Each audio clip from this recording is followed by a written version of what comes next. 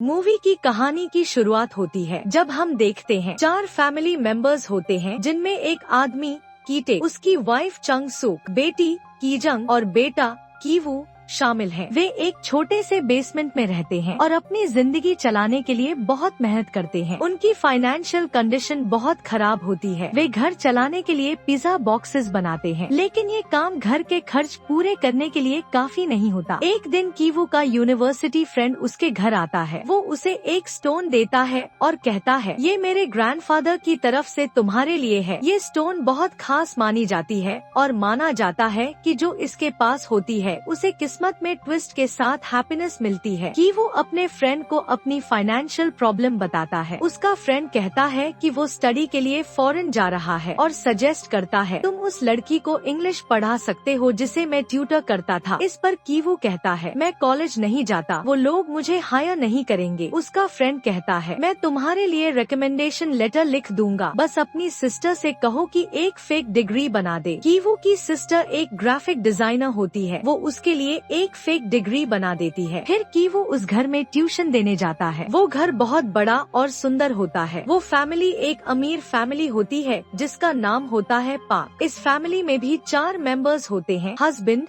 Wife, उनका बेटा और बेटी। बेटी का नाम होता है डाहे, जिसे ट्यूशन दी जाती है। वहाँ एक मेड भी होती है जो बहुत समय से उस घर में काम कर रही होती है। कि वो खुद को प्रेजेंट करता है और डाहे की मदर अपनी बेटी के साथ उसे सुनती है। वो कीवू से सेटिस्फाई होती है और उसे हायर कर लेती है। फिर कीवू को पता चलता है कि उनका छोटा बेटा डासोंग को पेंटिंग का बहुत शौक है। उन्होंने उसके लिए कई टीचर्स हायर किए, लेकिन कोई भी टिक नहीं पाया। कीवू सोचता है कि उसकी सिस्टर आर्टिस्टिक है, इसलिए वो उसे आर्ट टीचर बनने का सजेस्ट करता है। वो डासोंग की मदर से कहता है कि मेरी कजिन आर्टिस्टिक है, आप उसे हायर कर सकती हैं। डासोंग की मदर मान जाती है कि वो अपनी सिस्टर को जेसिका नाम से इंट्रोड्यूस करता है ताकि कोई उनके ब्लड रिलेशन पर शक न करे। कीजंग खुद को जेसिका बताकर उस बच्चे की आर्ट टीचर बन जाती है। वो उन्हें इम्प्रेस करती है और कहती है कि मैं आर्ट थेरेपिस्ट भी हूँ। अब ये दोनों भाई बहन उस घर के भाई बहन के टीचर बन जाते हैं। जेसिका जब अपनी पहली क्लास लेने जाती है तभी घर का मालिक भी वहाँ पहुँच जाता है। वो अपने ड्राइवर से कहता है कि जेसिका को उसके घर छोड़ दे क्योंकि काफी देर हो चुकी होती है। जेसिका ड्राइवर से कहती है, आप मुझे मेट्रो स्टेशन पर ड्रॉप कर देना, और ड्राइवर वहीं ड्रॉप कर देता है। कार में बैठी जेसिका एक चाल चलती है ताकि ड्राइवर के कैरेक्टर पर शक हो। घर का मालिक उस ट्रिक का हिस्सा बन जाता है और उसे शक होता है कि उनके ड्राइवर का उनके बेटे की आर्ट टीचर से अफेयर है। वो अपनी वाइफ से ये बात शेयर करता है। फिर उसकी वाइफ जेसिका से पूछती है उस रात के बारे में जब ड्राइवर उसे छोड़ने गया था। जेसिका कहती है कि मैं मेट्रो स्टेशन पर उतरी थी, घर पर नहीं। घर की मालकिन इस बात से सेटिस्फाई हो जाती है और जेसिका को जाने देती है। इसके बाद वे अपने ड्राइवर को फायर कर देते हैं। जेसिका ये सब इसलिए करती है ताकि अपने फादर को ड्राइवर की जगह रख सके। फिर वो सजेस्ट करती है, मेरे फादर के ब्रदर ड्राइवर हैं, आप उन्हें हायर कर सकते हैं। फिर वो अपने फादर को अपने फादर के ब्रदर का ड्राइवर बताकर इंट्रोड्यूस करती है। उसके फादर को भी जॉब मिल जाती है। इस तरह तीनों फादर, ब्रदर और सिस्टर वहाँ काम करने लगते हैं। वे एक दूसरे को अनजान बनकर काम करते हैं ताकि मालिकों को ये शक न हो कि ये सब एक ही फैमिली के हैं। फिर हम देखते हैं कि कीवू और डाहे एक दूसरे को पसंद करने लगते हैं जब वो कोचिंग क्लास में मिलते हैं। अब कीवू और कीजंग ये चाहते हैं कि उनकी मदर को भी उस घर में जॉब मिल जाए। इसके लिए उन्हें पुरानी मेड को घर से निकलवाना होगा, लेकिन ये इतना आसान नहीं होता। तो वे एक प्लान बनाते हैं। कुछ लोगों को पीच फस से एलर्जी होती है, वे भी वही करते हैं। मेड पर पीच फस डालते हैं जब वो डॉग के साथ खेल रही होती है, जिससे उसे एलर्जी हो जाती है। वो हॉस्पिटल चली जाती है। कीवू के फादर भी वहाँ पहुँचते हैं और चुपके से एक सेल्फी लेते हैं जिसमें मेड भी बैकग्राउंड में होती है। फिर वो हाउस ओनर को शॉपिंग पर ले जाते हैं और बताते हैं कि उन्होंने मेड को हॉस्पिटल में देखा था। सेल्फी लेते समय वो भी फोटो में आ गई थी। वो कहते हैं, मैंने सुना कि उसे ट्यूबरक्लोसिस ट्यूबरक्लोसिस है, लेकिन लेडी ओनर उन पर भरोसा नहीं करती। तब वो कीजंग को मैसेज करते हैं, हम 3 मिनट में घर पहुंच रहे हैं। मैसेज मिलते ही कीजंग फिर से मेड पर पीच फंस डाल देती है। मेड जोर जोर से खांसने लगती है और उसी समय लेडी ओनर घर पहुंचती है। मेड एक टिश्यू पेपर यूज करके डस्टबिन में फेंक देती है। उनका ड्राइवर कीवू का फादर वो टिश्यू निकाल कर उस पर सॉस डालता है और लेडी ओनर को दिखाता है। इस तरह लेडी ओनर को यकीन हो जाता है कि मेड को ट्यूबरक्लोसिस है। वो ड्राइवर से कहती है कि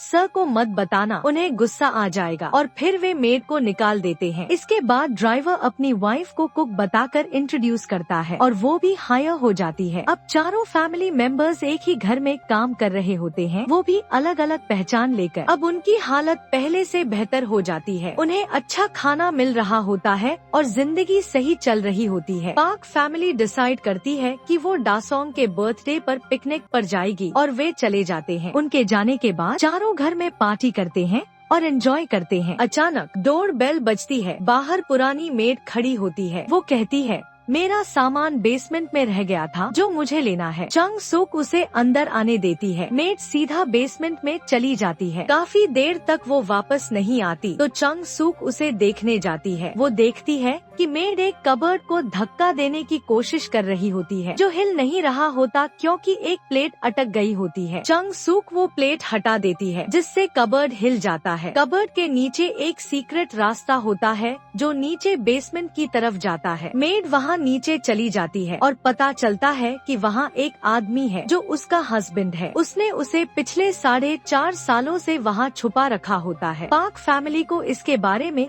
कुछ भी पता नहीं होता क्योंकि पहले वाले मालिकों ने उन्हें ये नहीं बताया होता। मेड को इस सीक्रेट रास्ते के बारे में सब पता होता है क्योंकि वो बहुत समय से वहाँ काम कर रही होती है। उसका हस्बैंड कर्ज में डूबा होता है और अगर वो नहीं चुकाता तो उसे मार दिया जाता। फिर मेड चंग सुक से रिक्वेस्ट करती है कि हफ्ते में एक बार मेरे हस्बैंड को खाना दे देना, रेफ्रिजरेटर अवेलेबल है, मैं तुम्हें रिटर्न में पैसे दूंगी। मेड कहती है। चंग सुक मना कर देती है और पुलिस को कॉल करने की धमकी देती है। इस पर वो औरत हाथ जोड़कर कहती है कि ऐसा मत करो। चंग सुक का हस्बैंड, उसका सन और डॉटर सीढ़ियों पर खड़े होकर सब कुछ सुन रहे होते हैं। तभी उनमें से एक लड़खड़ाता है और सारे नीचे गिर जाते हैं। ये देखकर मेड जल्दी से एक वीडियो बना लेती है जिसमें कीवू के वर्ड्स रिकॉर्ड हो जाते हैं, माई फादर माई फुट। अब पता चल जाता है कि ये सब एक ही फैमिली के हैं और इन्होंने जॉब ट्रिक से पाई है। मेड धमकी देती है कि वो ये वीडियो हाउस की लेडी ओनर को भेज देगी, लेकिन चंग सुक उससे विनती करती है कि ऐसा मत करो। मेड अपने हस्बैंड को ग्राउंड फ्लोर पर ले आती है और कहती है, स्टैंड एंड हैंड्स अप। जैसे ही वो लोग खड़े होते हैं, मेड उनकी और पार्टी टेबल की भी वीडियो बना लेती है। फिर चारों कीवू, कीचंग, कीटेक और चंग सुक उन हस्बैंड वाइफ पर अटैक कर देते हैं और मोबाइल लेकर वीडियो डिलीट कर देते हैं। उनके बीच झगड़ा हो ही रहा होता है कि फोन बेल बजती है। चंग सुक कॉल उठाती है। दूसरी तरफ लेडी ओनर होती है। वो कहती है कि ट्रिप कैंसिल हो गया है हेवी रेन की वजह से और हम 8 मिनट्स में घर पहुंच रहे हैं, और वो कहती है प्लीज खाना बना देना। कॉल के दौरान उन्होंने मेड और उसके हस्बैंड का मुंह दबा रखा होता है। कॉल के बाद वो दोनों को बेसमेंट में बांध कर छोड़ देते हैं और घर साफ करने लगते हैं। ठीक 8 मिनट्स बाद पार्क फैमिली घर वापस आ जाती है और घर पूरी तरह से साफ हो चुका होता है। पार्क फैमिली को जरा भी अंदाजा नहीं होता कि उनके आने से पहले क्या हुआ था। वो सब छुप जाते हैं। लेडी ओनर खाना खाते हुए चंग सुक से कहती है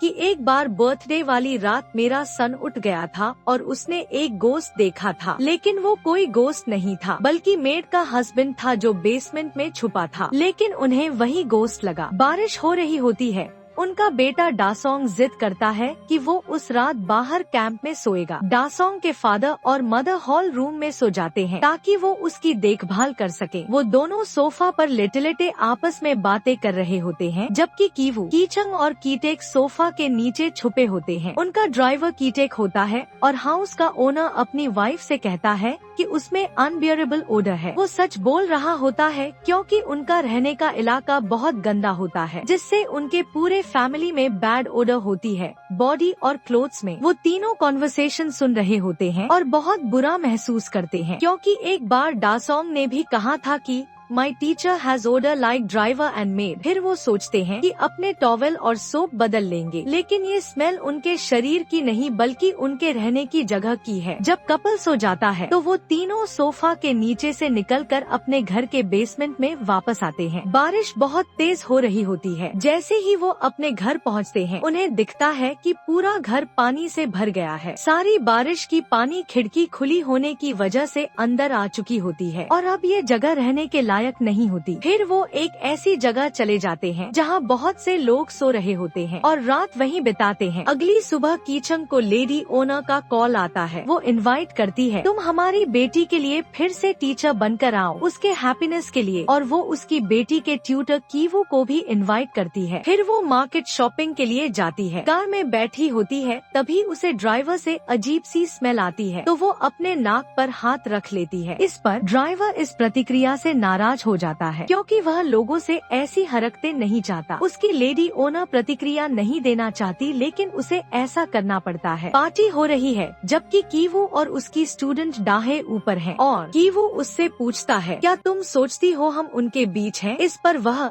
यस कहती है सिर हिलाते हुए, लेकिन वे उनके बीच नहीं है और वह सोचता है कि अगर बेसमेंट के लोग ऊपर आ गए तो सारा सीक्रेट सामने आ जाएगा और उन्हें अपनी जॉब खोनी पड़ेगी। यह सोचते हुए वह अपने दोस्त से दी गई स्टोन लेकर आता है। यह स्टोन लेकर वह बेसमेंट में मेड और उसके हस्बैंड के पास जाता है। हाउस मेड रात को मर चुकी थी क्योंकि जब वे उन्हें बेसमेंट में ले जा रहे थे उसने ऊपर भागने की कोशिश की थी। इस पर चंगसुक ने उसे लात मारी जिससे वह गिरकर मर गई। चारों परिवार के सदस्य इस बारे में अनजान थे कि वो स्टोन हाथ में लेकर बेसमेंट में पहुंचता है। स्टोन गिर जाता है लेकिन वह चुपके से उसे उठाकर वहां जाता है। वह यहाँ यह सोचकर आया था कि वह दोनों को मार डाले ताकि उनका सीक्रेट कभी उनके सामने न आए, क्योंकि वह अपनी जान की सेफ्टी के लिए कोई भी रिस्क उठा सकता है। वह धीरे धीरे बढ़ता है। मेड का हस्बैंड जो अब फ्री था कीवू को घसीटकर उसके गले में रोप लपेटता है और उस रोप को एक जगह बांध देता है और वही स्टोन उठाता है और कीवू को स्टोन से मारने ही वाला होता है लेकिन नहीं मारता। वह वहाँ से भाग जाता है लेकिन बेसमेंट से गिरकर वापस आता है और उसे बुरी तरह घायल कर देता है। वह पार्टी के स्थल पर पहुँचता है और कीचंग को देखता है जो डासोंग को केक के साथ जा रही है। वह तुरंत उसे पहचान लेता है। वह नाइफ से उसके सीने में वार करता है जिससे वह घायल हो जाती है। कीचंग के फादर उसके घाव को दबाकर खून बहने को रोकने की कोशिश करते हैं लेकिन उसका घाव गहरा है। चंगसुक देखती है कि उसने उसकी बेटी पर हमला किया है और उसकी तरफ बढ़ती है। उनके बीच तीखी बहस होती है और चंगसुक उस आदमी को इस झगड़े में मार देती है। अब हाउस ओनर उस चाबी को लेने की कोशिश करता है जो उस मरे हुए व्यक्ति के नीचे पड़ी है। चाबी लेते वक्त वह बदबू महसूस करता है और अपना हाथ मुंह पर रख लेता है। जब उसके ड्राइवर ने उसे ऐसा करते देखा तो उसके चेहरे के हाव भाव बदल जाते हैं। गुस्से में वह नाइफ लेकर अपने ओनर पर हमला कर देता है। कीटेक ऐसा करता है